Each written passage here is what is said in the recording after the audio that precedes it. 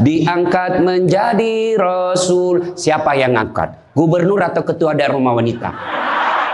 Oleh Allah yang kuasa. Allah itu siapa, Mak? Pencipta alam semesta. Itu lagu ibu-ibu dulu mengajarkan sejarah Nabi. Sekarang apa lagu-lagunya ibu-ibu? Modern mereka, sarjana, istri pejabat, tapi tidak tahu sejarah Nabi. Apa lagunya ibu-ibu sekarang? Yuk, yuk ayo. Yuk ayo, yuk, yuk ayo. Apa itu ayo, ayo? Ayo apa? Ayo, ayo apa? Putar ke kiri, nona. Putarlah ke kanan. Beleng-beleng. Apa itu? Apa gunanya itu lagu-lagumu itu? Putar ke kiri, putar ke kanan. Apa? Katanya majelis taklim, tapi lagunya tidak mendidik. Sudah 3 tahun majelis taklim, seragamnya 4. Olahraga depannya lakinya orang. Dia di depan sebajunya sempit. Bapak-bapak di belakang, di depan ibu-ibu 1. Bapak-bapak di belakang 2. Ini kelakuan majelis taklim ini begini. Ketawa ibu-ibu karena ibu begitu toh. Kalau 17-an apa lagu-lagu seperti itu? Mesti dari kecil sejarah Nabi kita ceritakan. Itu dulu ibu saya kepada saya. Sekarang kepada anak saya bikinkan lagu supaya dia tahu anak Nabi. Anak saya namanya Cek, saya ajari. Cek, nah nyanyi nak. Anak-anak Nabi ada 7 orang. 3 laki-laki, 4 perempuan. Pertama Qasim, Abdullah, Ibrahim, Zainab, Rutkaya, Ummu Kalsum, Fatimah. Ibunya bernama Siti Aminah. Ayahnya bernama Abdullah, kakeknya bernama Abdul Muthalib, pamannya bernama Abu Thalib. Ibu baru tahu toh 7 anak Nabi? Ya. Berapa laki-laki? 3. Berapa perempuan? Anak pertama? Qasim. Coba. Ini dari sini kita tahu lagu. Maka ibu harus pandai-pandai mendidik anak, memperkenalkan sejarah Nabi supaya mereka cinta kepada Nabi. Maka ini tujuannya maulid. Bukan kita mau bid'ah-bid'ah. Sekarang ada juga baru belajar agama 2 bulan. Itu pun melalui YouTube. Seolah-olah dialah menjadi panitia hari kiamat. Ini maulid bid'ah. Tidak ada pada zaman Nabi. Tidak ada pada zaman sahabat. Pada tabi'in. Tidak ada semua itu. Saya bilang, bos, memang tidak ada pada zaman Nabi. Tidak ada pada zaman sahabat. Kenapa? Mereka hidup sesama dengan Nabi. Mereka lihat Nabi. Segar ikatan mereka soal Nabi. Mereka tahu sejarah Nabi. Jadi tidak perlu dituturkan. Sekarang kita sudah 1400 tahun yang lalu. Banyak umat Islam. La ilaha illallah. Muhammad Rasulullah. Tapi dia tidak tahu siapa anaknya Nabi. Maka perlu kembali diingatkan. Jadi kalau orang mau maulid, hargai. Jangan malah dibilang sesat. Masuk neraka. Nenekmu punya neraka. Yang paling enak, yang tidak mau maulid silahkan. Tidak usah. Yang maulid silahkan. Yang maulid ini jangan kau tuduh mereka sesat. Ayo kita saling memuliakan, menghargai sesama muslim.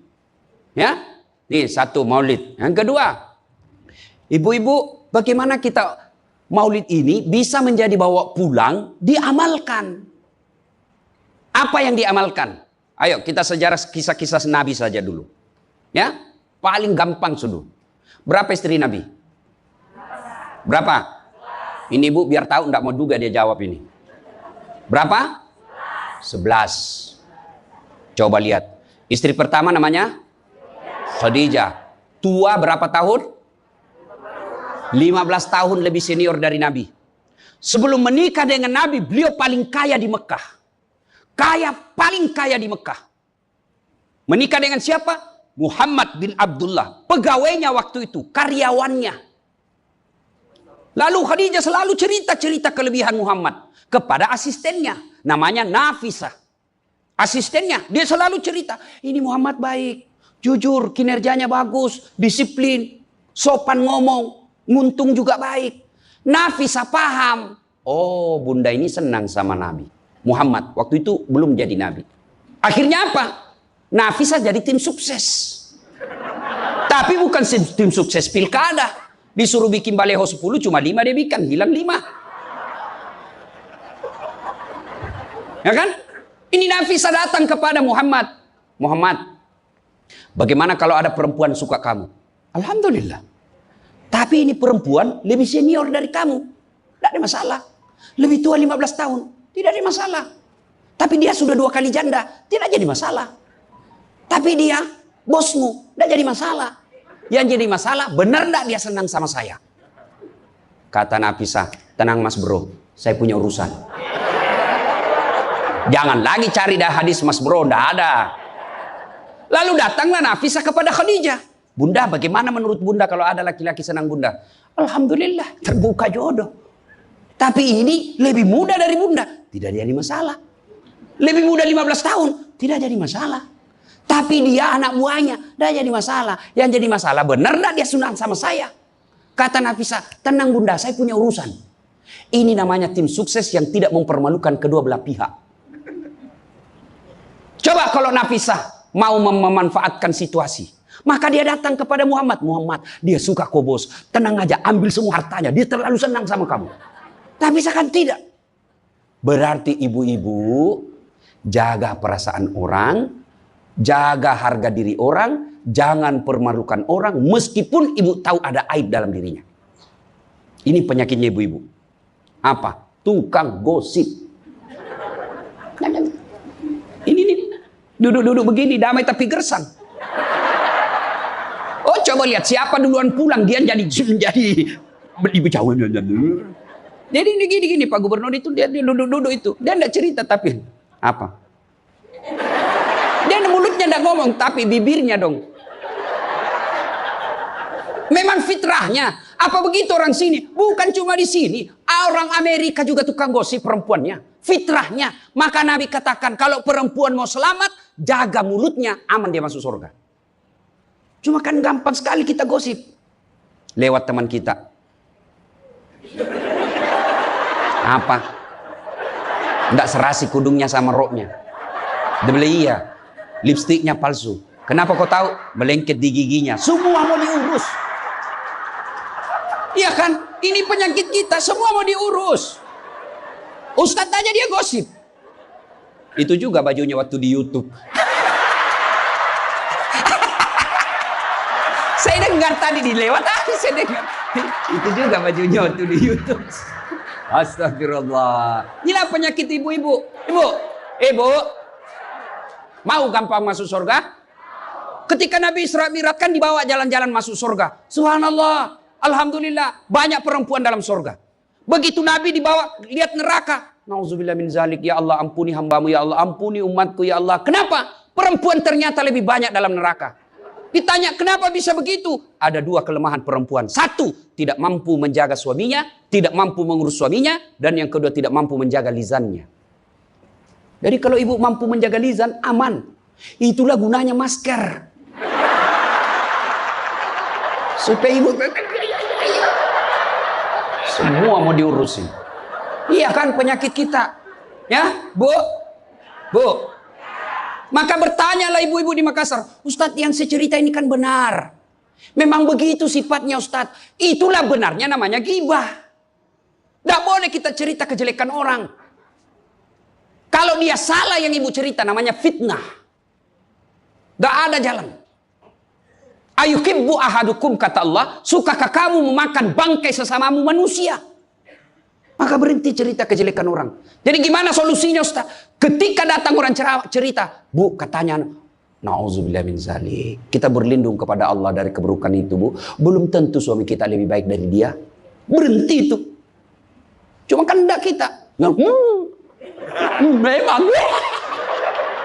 Enggak tahu persoalan. Biar enggak tahu persoalan. Ikut campur. Ibu kalau suka ikut campur bikin urusannya ibu, nanti takdirnya seperti tauge. Tahu tauge? Tahu tauge? Coba lihat tauge Bu. Kita bikin soto Banjar, ada. Pecel, sayur, lemper, ada. Ada tuh kalau di Makassar ada lemper. Ayo, maka karena dia selalu ikut campur, Allah takdirkan semua tauge bengkok. Tidak ada yang lurus toh? Maka kalau ada ibu-ibu majelis begini kumpul, teriaki saja pagi-pagi toge nih Ya, ini penyakit perempuan. Maka ini gunanya kita peringati Maulid supaya ibu-ibu pulang berhenti cerita kejelekan orang. Tidak ada gunanya, menghabiskan amal-amal kita. Nabi pernah kumpul para sahabat dan bertanya, "Atadruna manil muflis?" Saudara-saudara sekalian, kau tahu siapa yang bangkrut nanti di akhirat? Mereka tidak sholat ya Rasul, dia sholat. Yang tidak puasa ya Rasul, dia puasa. Yang tidak haji ya Rasul, dia haji. Yang tidak bayar zakat ya Rasul, dia zakat sedekah. Kalau begitu siapa yang bangkrut ya Rasul? Jarusu wa khati'ur rahim. Tetangga yang jahat sama tetangganya dan yang suka memutuskan tali persaudaraan. Dan salah satu jahat sama tetangga dan memutuskan tali persaudaraan adalah mereka suka menceritakan kejelekan orang. Adakah orang yang senang dicerita kejelekannya? Ada? Ada? Ada ibu? Lalu untuk apa kita cerita orang? Rajin betul istrinya majelis taklim. Baik betul itu istrinya. Tapi kasihan suaminya selingkuh kiri kanan. Lalu apa untungnya ibu cerita? Bu? Hei. Hei. Nah, satu. Pulang pengajian. Tinggalkan gosip. Dua. Rasulullah setelah menikah dengan Khadijah. Usia 40 tahun. Nabi dilantik menjadi Rasul. Pulanglah beliau. 3 hari 3 malam di atas Gua Hira. Pulang menggigil. Dia ketuk pintu. Masuklah Nabi. Kedinginan. Lalu Nabi berkata, istriku selimuti saya. Saya kedinginan. Kira-kira kalau ibu-ibu, apa jawaban ibu? 3 hari 3 malam suami tidak ada kabar. Di WhatsApp tidak dibaca. Di telepon di reject. Tiba-tiba datang kedinginan, Bu. Selimuti saya, Bu. Apa jawaban ibu?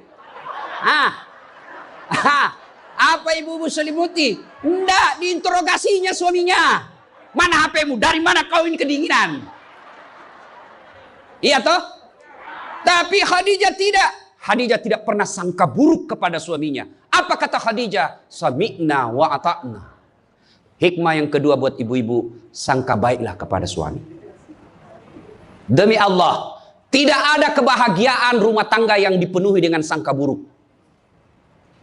Ibu mau bahagia dengan suami? Mau? Hilangkan sakwa sangka. Hilangkan sangka buruk.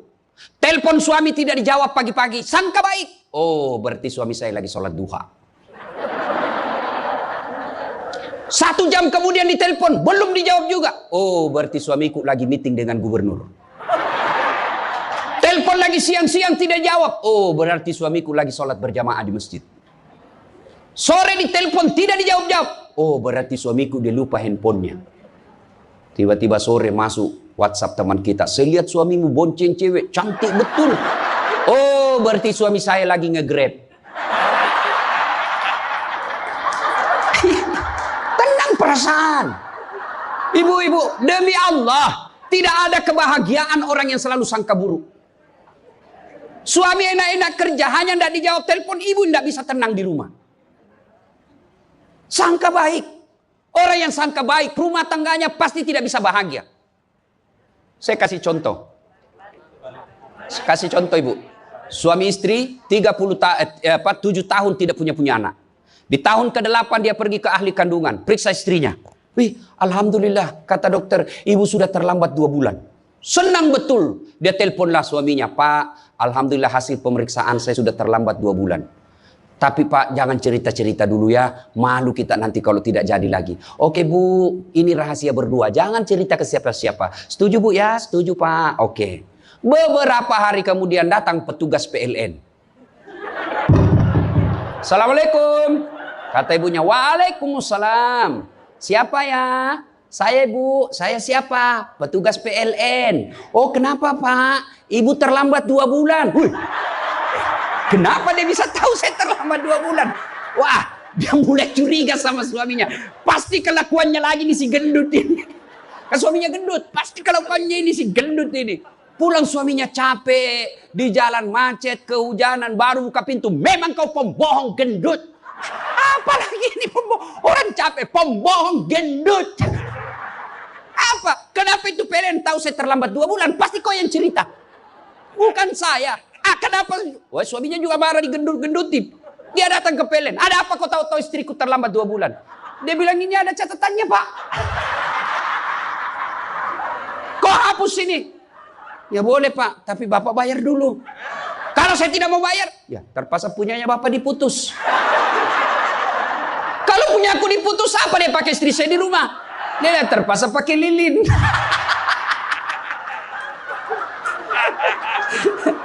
Inilah bahayanya sangka buruk. Bu, lo ibu, bu, salatullah salamullah ala toha rasulillah. Salatullah salamullah ala yasin habibillah. Oleh-oleh kedua pulang maulid, hilangkan sangka buruk. Tidak ada kebahagiaan orang sangka buruk. Begitu juga kepada pimpinan kita. Kok saya dimutasi? Sangka baik. Saya tadinya kok kepala dinas menjadi staf ahli, berarti Bapak dianggap ahli. Ini staf ahli kan enak, ahli yang tidak ada stafnya. Sangka baik. Oh, berarti Pak Gubernur merasa saya perlu istirahat, banyak berpikir. Sangka baik. Jangan pernah sangka buruk. Tidak ada kebahagiaan orang yang sangka buruk. Sangka baik. Saya dalam hidup saya, betapa banyak Allah kasih pelajaran, saya baru tahu maksud Allah yang baik setelah beberapa saat berlalu. Begitu ada kejadian sangka baik saja, tunggu akan muncul, oh ini maknanya ini. Tamat SMA kan saya daftar polisi Bu, tentara, akabri. Begitu tes fisik, tidak lulus. Kenapa? Ceper. Tidak cukup tinggiku Bu. Saya protes kepada Allah, ya Allah kenapa kau lahirkan saya dalam keadaan pendek? Kau tidak jadi rugi jadi Tuhan kalau saya jadi tentara. Teman saya lulus waktu itu Bu. Dia sekarang polisi 2 bunga, reserse, baret merah. Saya lulus pakai baret putih. Alhamdulillah jadi ustadz. Alhamdulillah karena baret putih saya pakai, mulai baret hiram sampai baret merah, saya ceramai semua. Kasihan terbaik. Gubernur sebelumnya kepala dinas, tiba-tiba kita tidak ada jabatan, sangka baik. Itulah hidup. Jangan pernah sangka buruk. Begitu juga kepada suami, sangka baik. Tidak ada ketentraman bagi rumah tangga yang selalu disertai sangka buruk. Dan ibu enaknya jadi istri karena ibu tidak tanggung dosanya suami. Saya bilang sama istri saya, mama nyecek. Kan ibu-ibu sekarang suka sekali periksa handphone. Untuk apa periksa handphonenya suami ibu? Coba jelaskan saya, untuk apa? Ayo, yang suka periksa handphonenya suami ini. Untuk apa ibu? Setelah tahu ibu mau apa? Ternyata besok-besok ada masalah yang tidak menyenangkan hatimu, apa yang kamu lakukan? Mau diceraikan, saya ceraikan kamu. Daripada kau menderita mendampingi saya, sudah, kita selesaikan baik-baik. Dan kau tidak mungkin. Kuceraikan kau pagi, sore saya sudah dapat. Nah sekarang apa maumu? Sakit hati aja. Ayah. Dan hebatnya perempuan Islam, kalian tidak menanggung dosanya suami. Kalian tidak akan menanggung dosa suami. Ya, beda kalau laki-laki. Kalau laki-laki, dosa istri kita tanggung. Kalau suami menanggung dosa istri. Istri tidak pakai jilbab, istri tidak sholat, istri tidak puasa, istri tukang gosip, istri suka keluyuran. Suaminya ditanggung dosanya nanti. Ku ampusakum wa ahlikum nar. Beda istri. Suami pezina, suami koruptor, suami narkoba, suami penjudi, suami tukang tipu. Ibu tidak tanggung dosanya suami. Itulah enaknya jadi perempuan Islam. Bahkan kalau dia sholat, dia puasa Ramadan, dia jaga harga dirinya, dia patuhi suaminya, kata Nabi, tadahulul jannati bisalam. Silahkan ibu mau masuk pintu surga mana saja. Makanya sangka baik saja, tidak usah sangka buruk. Ada ibu-ibu curhat sama saya tengah malam, Ustaz. Mohon solusinya Ustaz. Saya sudah tidak tahan. Kenapa ibu? Saya sudah tidak tahan. Saya minta solusinya Ustaz. Saya sudah tidak tahan. Memang kenapa? Saya ini sudah 21 tahun menikah Ustaz. Tidak tahan. Saya bilang dalam hati. 21 tahun tidak tahan. Inilah kadang-kala ibu-ibu kalau ngomong tidak masuk di akal. Ya memang Allah fitrahkan itu manusia. Laki-laki itu lebih banyak akalnya. Perempuan lebih banyak perasaannya. Maka kalau perempuan ngomel, dengar saja Pak, tidak usah dijelaskan apa dia mau.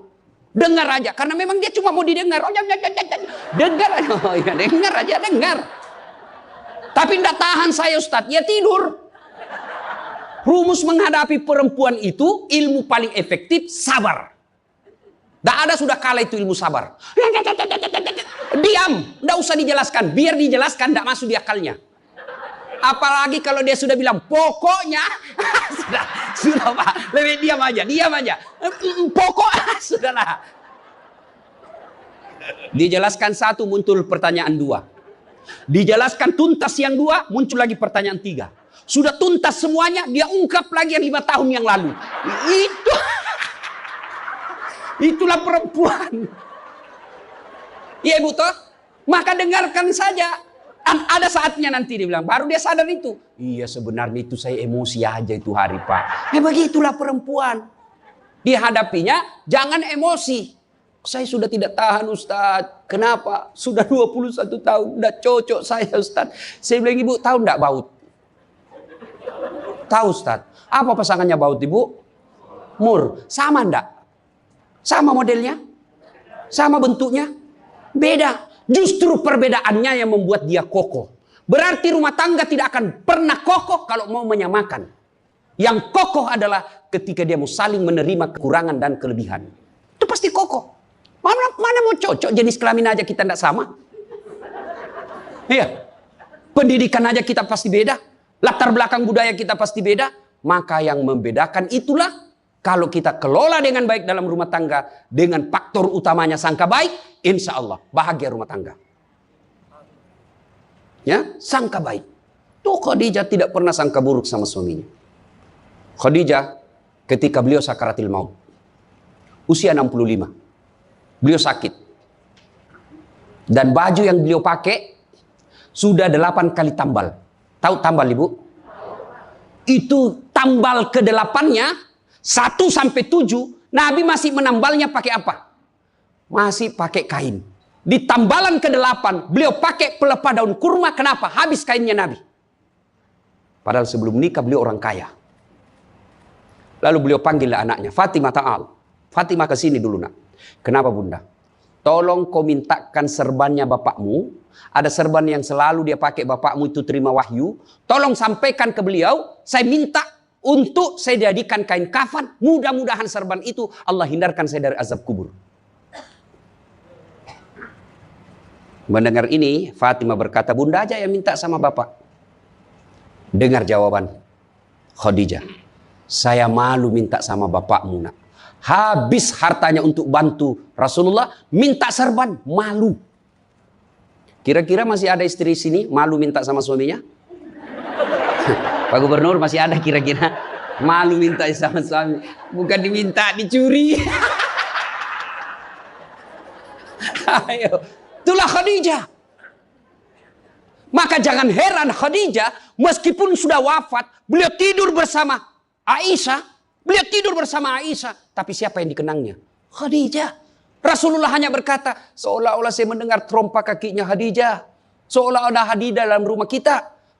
Aisyah cemburu. Ya Rasulullah, ada apa sih kelebihan Khadijah? Khadijah sudah wafat. Kau nikahi 2 kali janda. Lebih tua dari kamu. Kenapa Khadijah terus? Dengar jawaban Nabi. Kau tidak pernah mampu mengimbangkan, menyandingkan atau menyamakan dirimu dengan Khadijah. Ketika tidak ada orang percaya kepadaku, Khadijah orang pertama yang percaya ke Rasulanku. Ketika orang memboikot saya tidak boleh bertransaksi ekonomi kepada Muhammad, hartanya habis untuk membantu perjuangan dakwah. Maka jangan heran Rasulullah sangat mencintai Khadijah. Jadi kalau ibu mau dicintai suami lahir batin, jadilah seperti Khadijah.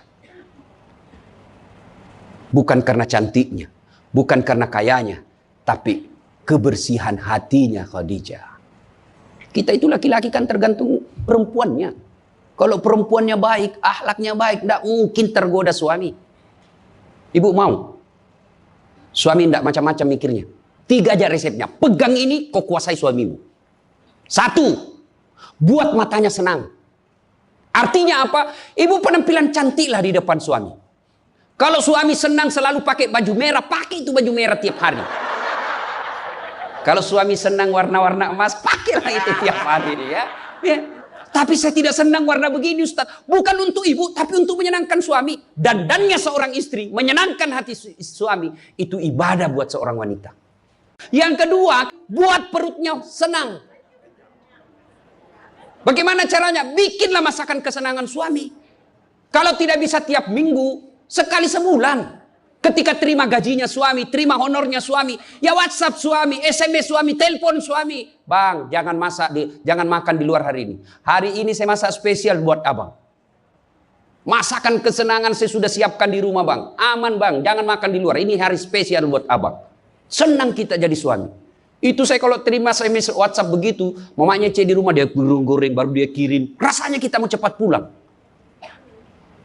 Ibu pernah WhatsApp suaminya begitu? Paling di WhatsApp, bang jangan lupa singgah beli telur. Bang habis gas.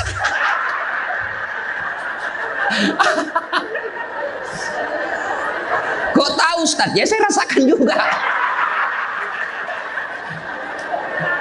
Pernah suatu kali Pak Gubernur pulang, saya ceramah takziah malam-malam di Makassar. Tiba-tiba masuklah WhatsAppnya mamanya C. Ustaz habis pembalut. Aduh. Tidak mungkinlah sopir saya suruh ini istri saya. Sudahlah, saya singgah, saya berdoa mudah-mudahan tidak ada yang kenal saya.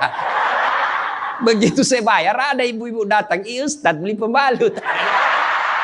Saya jengkel langsung saya balik. Biar daripada saya melahirkan udah. Tenang perasaan. Mungkin ego kita ini buat kita juga laki-laki, ya. Kadang-kala ego naik, masa saya eselon, masa saya kepala dinas, masa singgah beli pembalut. Jangan lihat eselonnya. Pakai ilmunya Umar bin Khattab. Umar bin Khattab ada sahabat yang selalu mau datang, mau laporkan istrinya. Kenapa? Istrinya suka ngomel. Maka dia berharap Umar panggil istrinya supaya dinasehatin. Begitu dekat dengan Umar bin Khattab, dekat dari rumahnya Umar, dilihatnya Umar juga dimarahi sama istrinya. Balik dia bilang, Pak Umar aja dimarahin. Balik besok ketemu, ya Amirul Mukminin, presiden lah waktu itu. Saya lihat kemarin Anda, istri ngomel-ngomel, Anda senyum saja. Dengar ini jawaban bapak-bapak ini, para pejabat nih yang hadir. Dengar apa jawaban Umar. Begitulah cara saya berterima kasih kepada istriku yang telah hamil, melahirkan, dan menyusui anak saya. Coba, hilang itu emosi Pak, hilang itu harga diri. Kalau kita sudah ingat bagaimana susahnya itu ibu melahirkan, hamil. Masih ingat ibu-ibu waktu hamil? Masih? Ada enggak enaknya itu orang hamil? Untung saya enggak pernah hamil. Coba ibu-ibu kalau hamil jalan aja setengah mati. Aduh, sudah mau mau duduk aja, mana ada ibu hamil langsung duduk aja. Udah standar samping dulu itu kasih. Iya ibu, ya benar. Kalau kita laki-laki paling ngidam. Ustaz apa doanya berhenti ngidam istri? Ngidam apa istrimu? Nanti dia bisa tidur kalau dilihat saya di atas lemari Pak Ustaz. Jadi kalau istrinya mau tidur jam 10, setengah 10 sudah di atas lemari. Sudah berarti kau dongo-dongo itu dikasih kerja di kau suami. Yang kedua kata Umar, begitulah cara saya berterima kasih kepada istriku yang telah melahirkan anak saya. Masih ingat waktu melahirkan? Masih? Ada enggak ibu-ibu melahirkan senyum? Ada? Mentang-mentang istri gubernur, keluar sayang. Setengah mati juga biar istri gubernur. Nggak ada. Itulah susahnya jadi perempuan. Maka ketika suami disuruh sama istri, bayangkan sulitnya melahirkan. Yang ketiga kata Umar, begitu cara saya berterima kasih yang telah menyusui anak saya. Masih ingat waktu menyusui? Masih? Terutama waktu tumbuh giginya. Masih ingat tak?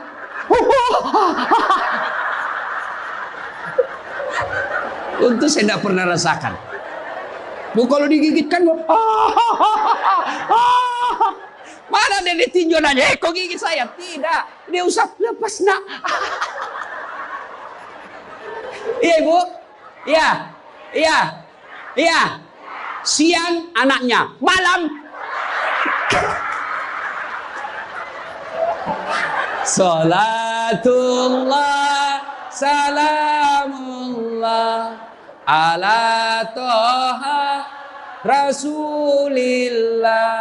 Salatullah, salamullah, ala yasin.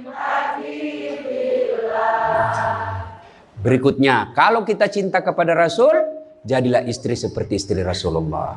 Nah, tentu bertanya kita, itu bapak-bapak mau punya istri seperti istri Rasul?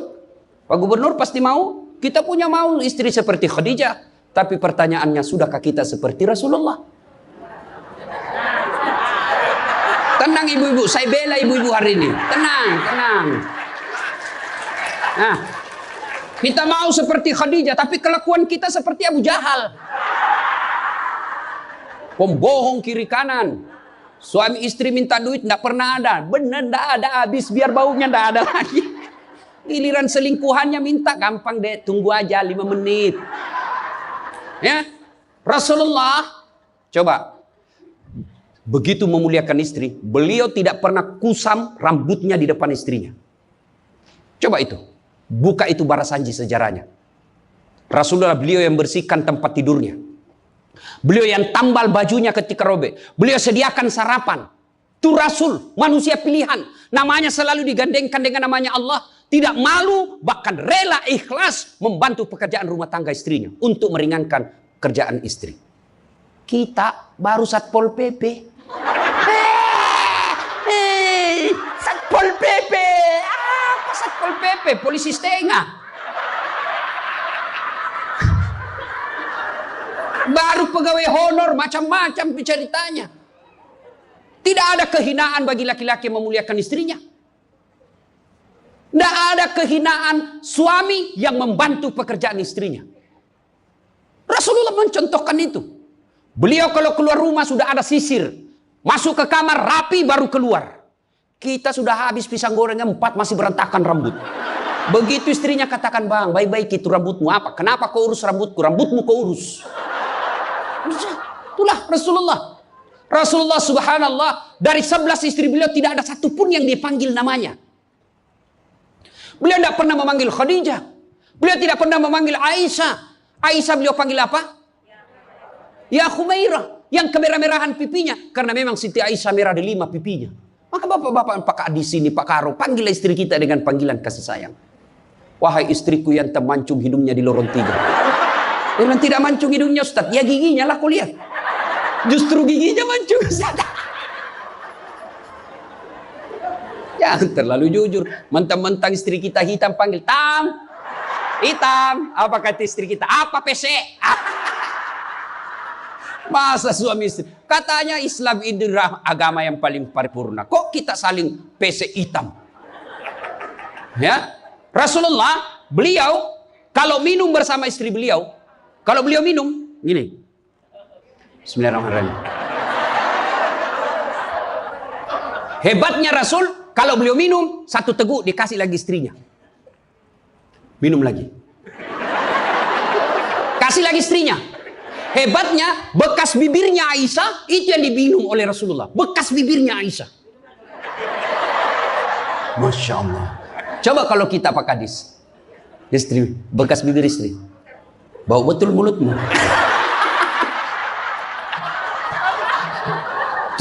Maka kalau ibu bapak mencontoh Rasulullah, maka rumah tangga pasti bahagia. Dia bukan cuma surga akhirat menunggunya. Di dunia dia sudah dapatkan surga. Nggak usah ikut parenting. Quality time. Apa itu? Belajar saja sama diri Rasulullah. Kita ini sudah miskin di dunia. Rumah tangga kita kadang-kadang ngontrak-ngontrak.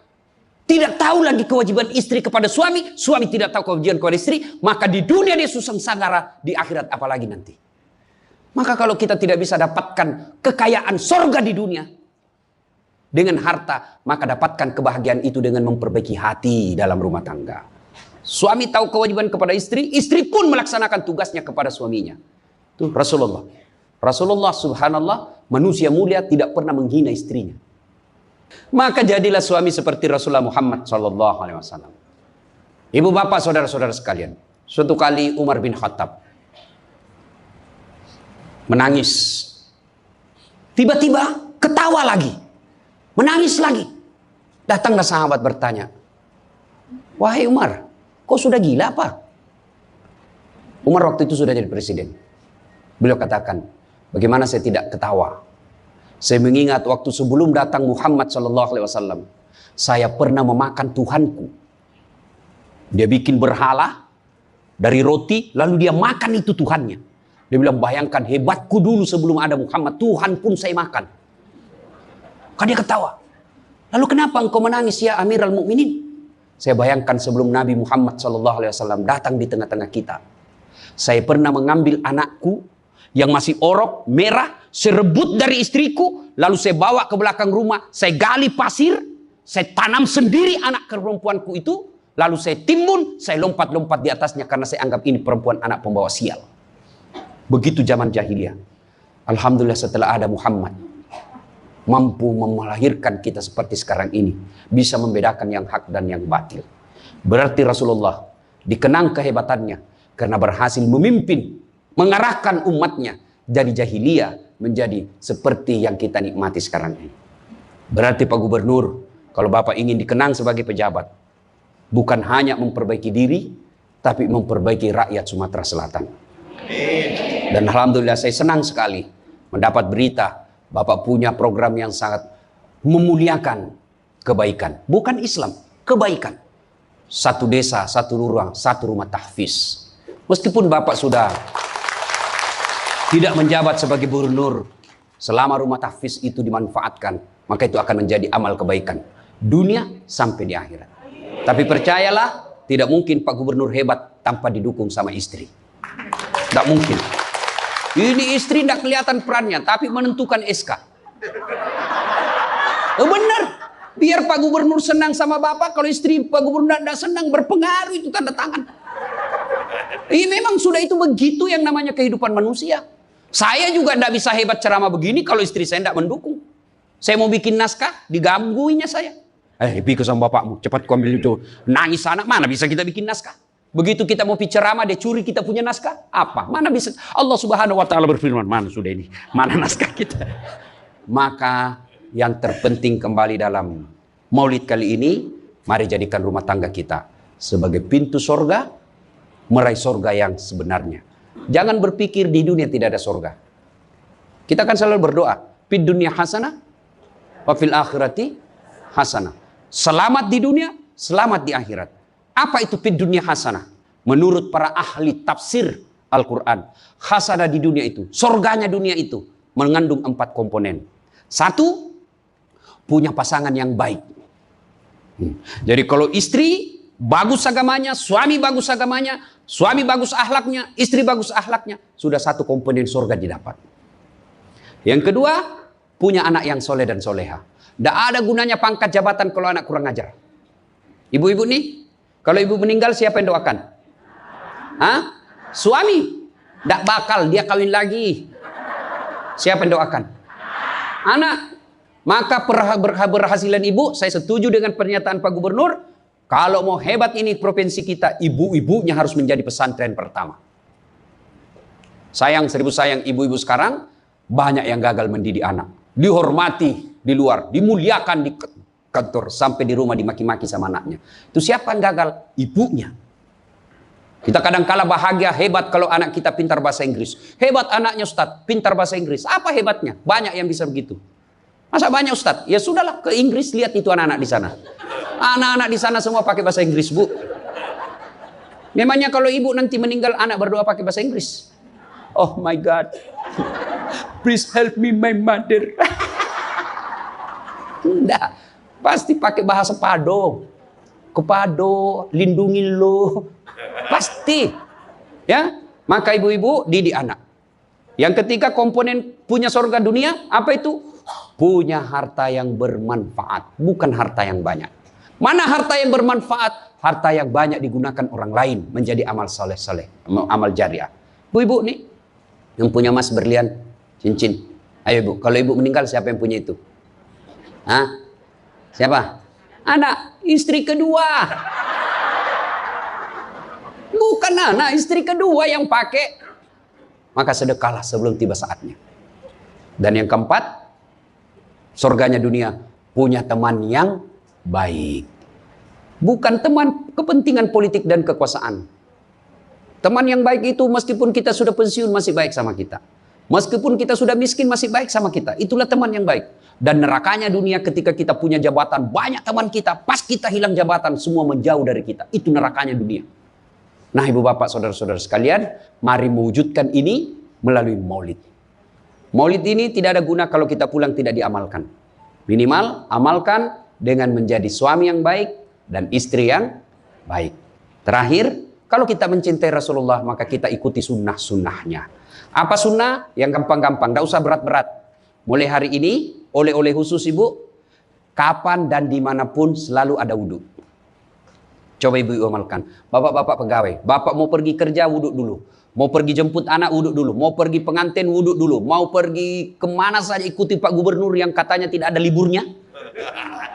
Ya, sudah ikuti dengan ada wudhu. Orang yang selalu ada wudhunya, innallaha yuhibbut tawwabina wa yuhibbul mutattakhirin, dicintai oleh Allah Subhanahu wa taala. Ibu bapak saudara-saudara sekalian, banyak yang ingin kita sampaikan, tapi waktu jualah yang membatasi kita. Insyaallah lain waktu